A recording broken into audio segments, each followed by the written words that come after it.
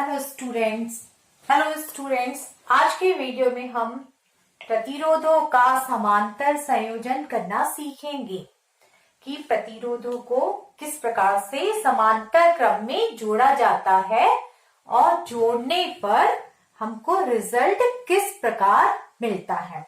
तो आइए इसके लिए लेते हैं, हम 3 प्रतिरोध लेते हैं, R1, R2 और R3। ओके, यहाँ पर देखिए हम इसका ड्राइंग बनाते हैं, चित्र बनाते हैं। हमने लिया है प्रतिरोध का संकेत, सभी लोग सीख चुके हैं। ये प्रतिरोध का संकेत इस प्रकार का होता है। ये हमने लिया प्रतिरोध R1, ओके, और दूसरा प्रतिरोध है हमारे पास में, प्रतिरोध है R2 और तीसरा प्रतिरोध है R3। ठीक है, इस प्रकार से श्रेणी क्रम में क्या करते थे हम, बिल्कुल रेल के डब्बे समान जोड़ रहे थे, लेकिन समांतर क्रम में इस प्रकार नहीं जोड़ते। समांतर क्रम में क्या होता है, जितनी भी उपकरण है हमारे पास, सभी उपकरणों के प्रथम सिरों को समान बिंदु पर जोड़ना है और दूसरे सिरों को समान बिंदु पर जोड़ना है। तो देखिए हमने क्या किया है, हमारे पास में 3 प्रतिरोध है, R1, इसको नाम दे दीजिए सबसे पहले R1, R2 और R3। R1 का प्रथम सिरा ये है, R2 का प्रथम सिरा ये है और R3 का प्रथम सिरा ये है। सभी प्रतिरोधों के प्रथम सिरे को हम समान बिंदु M पर जोड़ते हैं। ठीक इसी प्रकार से सभी प्रतिरोधों के दूसरे सिरों को हम समान बिंदु N पर जोड़ते हैं। ठीक है, जितने भी यानी समांतर क्रम में जो भी उपकरणों को जोड़ना है, सबको ले लीजिए, सबके प्रथम सिरों को समान बिंदु पर जोड़ दीजिए और द्वितीय सिरों को समान बिंदु पर जोड़ दीजिए। ठीक है, अब इसमें हमको धारा प्रवाहित करना है, तो उसके लिए क्या यूज करेंगे, बैटरी। तो अब हमने एक बैटरी ली, ये बैटरी ले ली हमने, प्लस माइनस। ओके, इस प्रकार से ये एक बैटरी हम उपयोग में लाते हैं। इसको नाम दिया हमने बी, बैटरी बी। ओके, ये हो गया इधर बड़ा वाला सिरा पॉजिटिव और छोटा वाला नेगेटिव, ये इसका संकेत हो गया। अब ये बैटरी जो है, ये धन सिरे पर मान लो है विभव V और ऋण सिरे पर सपोज मान लो है विभव 0। इस प्रकार से बैटरी का विभवांतर हो गया V-0 यानी कि V। ओके, यानी बैटरी का विभवांतर कितना है, V वोल्ट है। तो बैटरी जो हमने ली वो कितने विभवांतर की ली, हमने V विभवांतर की ली।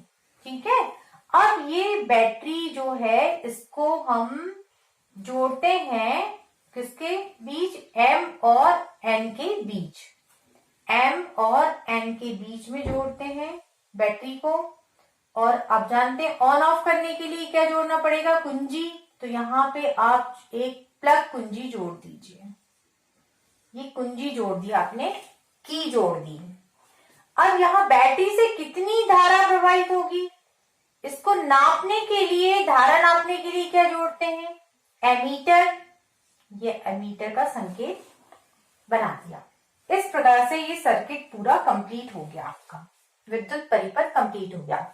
सारे प्रतिरोध के प्रथम सिरों को समान बिंदु M पर और सभी प्रतिरोध के द्वितीय सिरों को समान बिंदु N पर हमने जोड़ दिया है। ठीक है, तीनों प्रतिरोध के प्रथम सिरों को समान बिंदु M पर और सारे द्वितीय सिरों को समान बिंदु N पर जोड़ दिया है। अब M व N बिंदु के बीच V वोल्ट की बैटरी जोड़ेंगे। ये हमने M और N के बीच में V वोल्ट कैसा हुआ, यहाँ पर V वोल्ट कैसा हुआ, इसका प्लस का विभव V है और ऋण सिरे का विभव 0 है। इस प्रकार से विभवांतर कितना हो गया, V-0 यानी कि V वोल्ट। तो इस प्रकार से ये दोनों बिंदुओं के बीच हमने V वोल्ट विभवांतर की बैटरी को जोड़ दिया। अब इससे कितनी धारा प्रवाहित होगी उसको नापने के लिए यहाँ पर अमीटर को जोड़ दिया है। ठीक है, ये हो गया आपका कंप्लीट सर्किट डायग्राम। और इस सर्किट डायग्राम में एक चीज देखिए, आप क्या देख रहे हैं, हमने जब यहाँ पर M और N के बीच V वोल्ट विभवांतर की बैटरी जोड़ी, इसका मतलब इन दोनों बिंदुओं के बीच विभवांतर भी कितना है, V वोल्ट, यानी ये धन प्लेट पर विभव कितना है, V, तो यहाँ पर भी विभवांतर कितना हो जाएगा, V। M बिंदु पर भी विभव कितना हो जाएगा, V, और यहाँ पर विभव कितना है ऋण सिरे पर, 0, तो N बिंदु पर भी विभव कितना हो जाएगा यहाँ पर 0। और इस प्रकार से M और N बिंदु इसके सिरों पर यहाँ पर जो हम देखेंगे कि विभवांतर कितना हो जाएगा, V वोल्ट, V माइनस 0, यानी कि V वोल्ट। और M और N बिंदु पर जब बैटरी का विभवांतर V वोल्ट है, या इन दोनों बिंदुओं के बीच भी विभवांतर V माइनस 0 यानी V वोल्ट है, तो ठीक इतना ही विभवांतर R1 के सिरों पर होगा। क्यों? क्योंकि R1 का पहला सिरा V विभव वाले बिंदु पर जुड़ा हुआ है, दूसरा सिरा 0 विभव वाले बिंदु पर जुड़ा है, तो यहाँ R1 के सिरों पर विभवांतर भी V होगा। R2 प्रतिरोध के सिरों पर भी विभवांतर V वोल्ट होगा, और R3 प्रतिरोध के सिरों पर भी विभवांतर V वोल्ट होगा। उसका कारण क्या है, सभी प्रतिरोधों के प्रथम सिरे V विभव वाले बिंदु से जुड़े हैं और द्वितीय सिरे 0 विभव वाले बिंदु से जुड़े हैं, तो विभवांतर V माइनस 0 यानी V वोल्ट होगा। सारे प्रतिरोध के सिरों पर विभवांतर एक समान है, V वोल्ट है। तो यहाँ पर हमको क्या देखने मिला इस सर्किट में कि सभी प्रतिरोध के सिरों पर विभवांतर समान है, एक समान, या नियतांक है या कांस्टेंट है, विभवांतर एक समान है और जिसका मान है V वोल्ट। तो समांतर का चिन्ह ये होता है, ये समांतर संयोजन में या समांतर क्रम में जुड़े, समांतर क्रम में जुड़े प्रतिरोधों के लिए, समांतर क्रम में जुड़े प्रतिरोधों के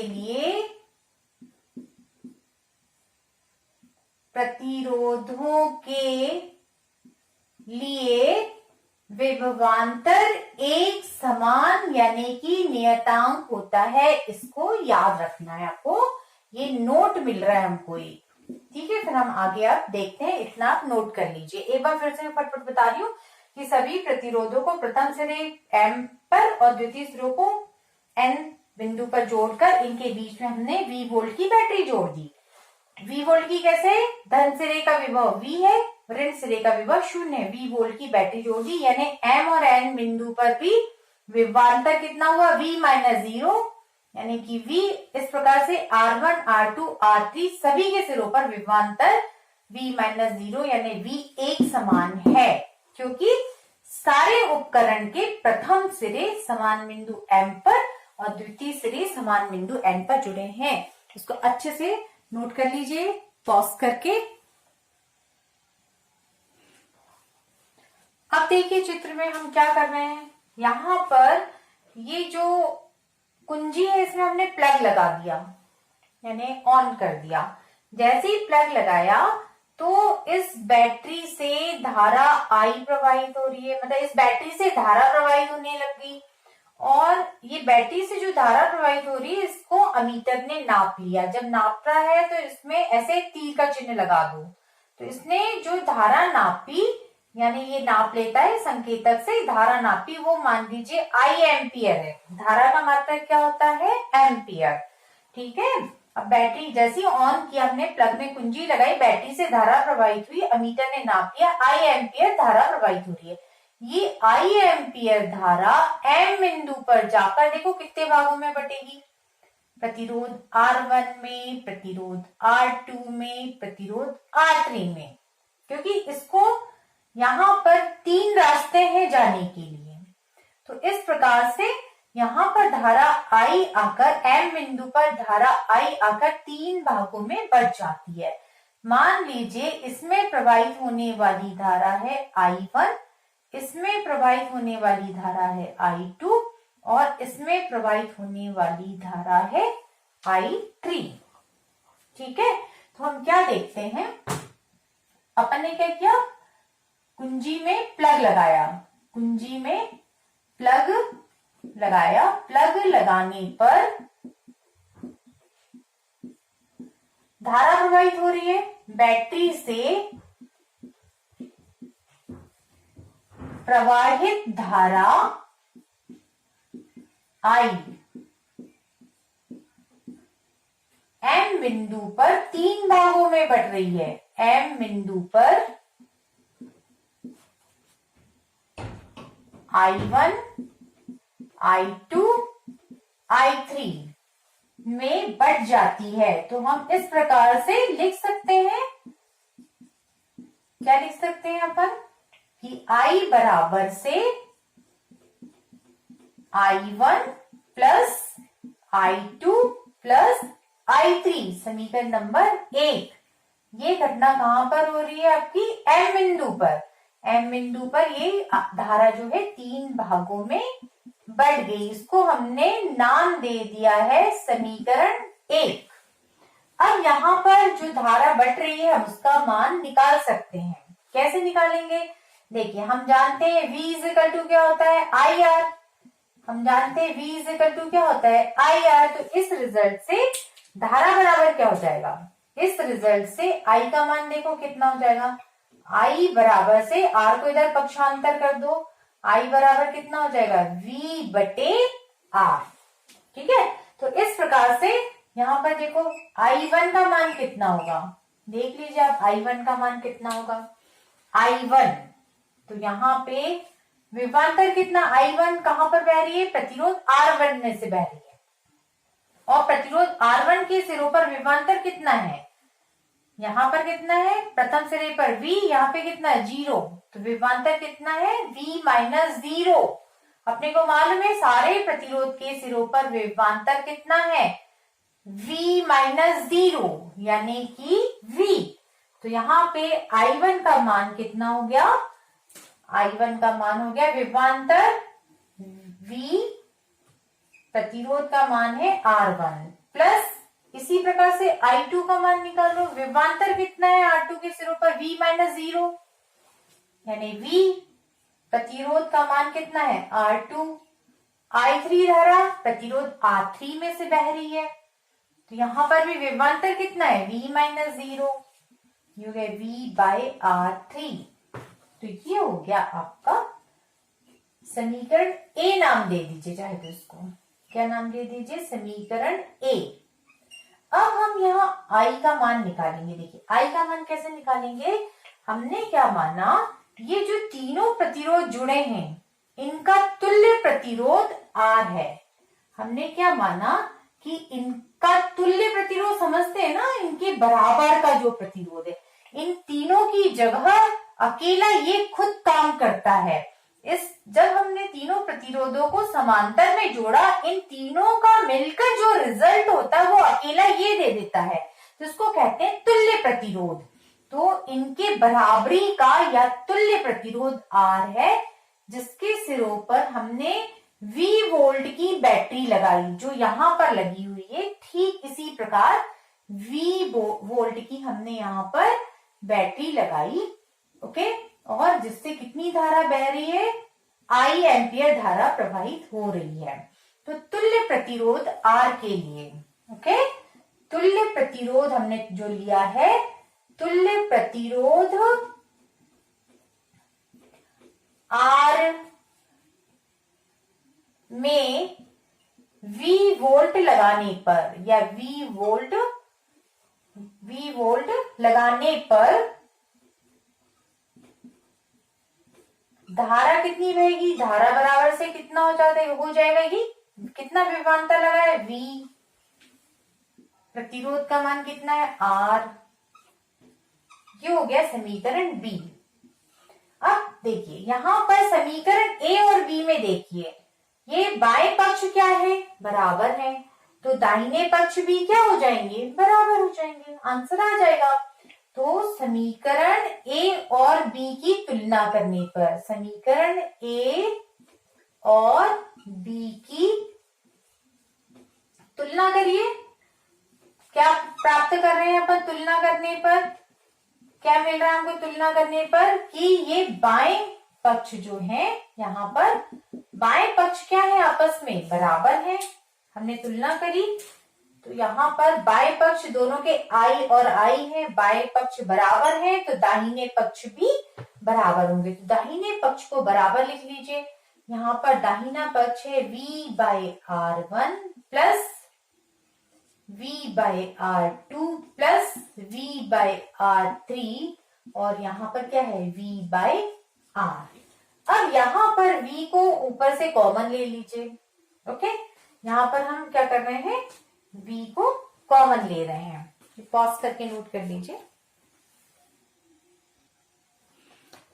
अब हम क्या करेंगे कि यहाँ से V जो ऊपर अंश में दिया है इसको कॉमन निकाल लेंगे। यहाँ से V, यहाँ से V और यहाँ से V, तो V हमने कॉमन निकाल लिया तो हमारे पास में क्या बच रहा है, यहाँ से V निकल गया 1/R1 प्लस, अब इस स्टेप में से V बाहर निकल गया तो 1/R2 प्लस, यहां से V बाहर निकल गया तो 1/R3 और बराबरी से है V/R। और इस प्रकार से हम क्या देख रहे हैं कि यहाँ पर V और V क्या हो गया, ये कैंसिल हो गया और इस प्रकार से आंसर आ गया 1/R। इस प्रकार से आंसर आ गया 1/R बराबर या 1/R बराबर 1/R1 plus 1/R2 plus 1/R3। यही हमको सिद्ध करना था कि समांतर संयोजन में तुल्य प्रतिरोध का 1/R को क्या बोलते हैं, व्युत्क्रम, बटे को क्या बोलते हैं साइंस में, व्युत्क्रम।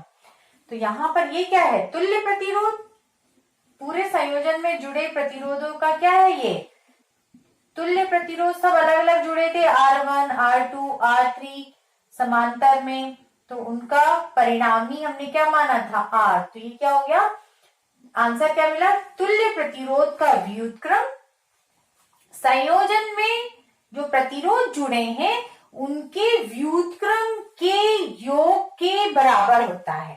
ठीक है ना, संयोजन में कितने प्रतिरोध जुड़े थे, R1, R2, R3, ये सब प्रतिरोध जुड़े थे, इनके व्युत्क्रम के योग के बराबर होता है। हमको ये रिजल्ट प्राप्त हुआ कि जब हम प्रतिरोधों का समांतर संयोजन करते हैं तब तुल्य प्रतिरोध का या कुल प्रतिरोध का व्युत्क्रम, इसको कुल प्रतिरोध भी बोल सकते हैं या तुल्य भी बोल सकते हैं, कुल प्रतिरोध का व्युत्क्रम संयोजन में जुड़े अलग अलग प्रतिरोध के व्युत्क्रम के योग के बराबर होता है।